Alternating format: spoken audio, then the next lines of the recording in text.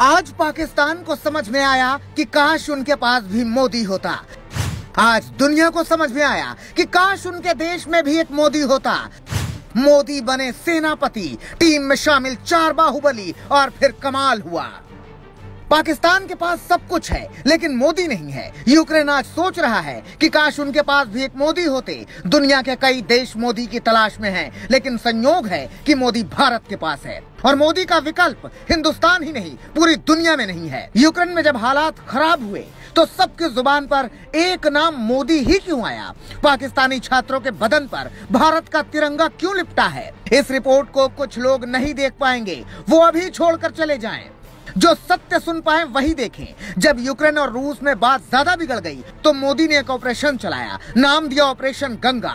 मोदी का ऑपरेशन गंगा कैसे 72 घंटे में कामयाब हुआ, कैसे दिल्ली से लेकर यूक्रेन तक बाहुबली मंत्रियों की पूरी फौज खड़ी की गई। एक से बढ़कर एक अधिकारी ऑपरेशन में लगाए गए, एक से बढ़कर एक मंत्री लगाए गए। एयर इंडिया से मामला नहीं संभला तो फिर वायुसेना को ऑपरेशन का जिम्मा सौंपा गया और पूरी दुनिया देखती रह गई। मोदी ने कैसे 72 घंटे में भारतीय छात्रों को यूक्रेन से सुपरमैन की तरह निकाल लिया। लड़ाई में वो शेर नहीं होता जो मारता है, बल्कि बचाने वाला सवा शेर माना जाता है। भारत का विपक्ष मोदी को कोस रहा था, तब मोदी अधिकारियों और वायुसेना के साथ मिलकर ऑपरेशन गंगा का प्लान बना रहे थे। और कैसे क्या हुआ हम आपको बताते हैं।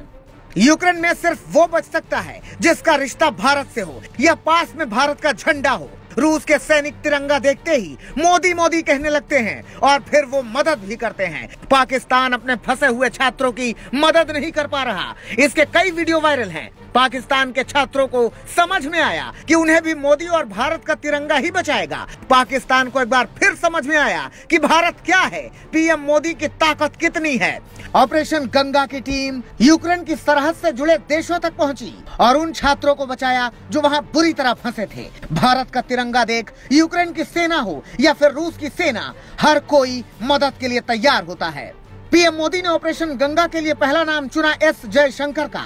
एस जयशंकर विदेश मंत्री हैं, लंबे वक्त तक विदेश सचिव भी रहे हैं। विदेश नीति के मामले में एस जयशंकर को वही दर्जा हासिल है जो रक्षा से जुड़े मामले में अजीत डोभाल को मिलता है। एस जयशंकर जब सचिव थे तो इन देशों की एम्बेसी में उनका रिश्ता अच्छा था, जान पहचान भी अच्छी थी, उसका फायदा उन्हें मिल गया। एस जयशंकर चुनाव नहीं लड़े, फिर भी मोदी ने उन्हें विदेश मंत्री क्यों बनाया? इसका जवाब मिल गया होगा आपको। एस जयशंकर ने ही सुझाव दिया कि अब वायुसेना के जवानों को लगाना चाहिए। पीएम मोदी ने फिर एक ऐसे नेता को काम दिया जिसके कांग्रेस में कोई इज्जत नहीं थी। मोदी के सबसे खास और भरोसेमंद हनुमान ज्योतिरादित्य सिंधिया को ऑपरेशन गंगा में बड़ी जिम्मेदारी दी गई। पीएम मोदी आजकल अपने बड़े मिशन में ज्योतिरादित्य सिंधिया को शामिल करते हैं। ज्योतिरादित्य सिंधिया ने रोमानिया में मोर्चा संभाला तो मंत्री हरदीप सिंह पुरी हंगरी पहुंचे। किरण रिजिजू को मोदी ने स्लोवाकिया भेजा तो जनरल वीके सिंह को पोलैंड भेजा गया। पहले ऐसे हालात पर भारत में मंत्री सिर्फ बयान देते थे। पहली बार है जब मंत्री मैदान में है। भारत के करीब 6 मंत्री कमान संभाल रहे हैं। मंत्री स्मृति ईरानी, मंत्री राजनाथ मैदान में उतरे। अधिकारी मंत्री वायुसेना, कई राजनयिक भारतीय छात्रों की मदद में लगा दिए गए हैं। पहले लीबिया में बचाया, फिर इराक में बचाया, फिर अफगानिस्तान में बचाया, अब यूक्रेन में भी।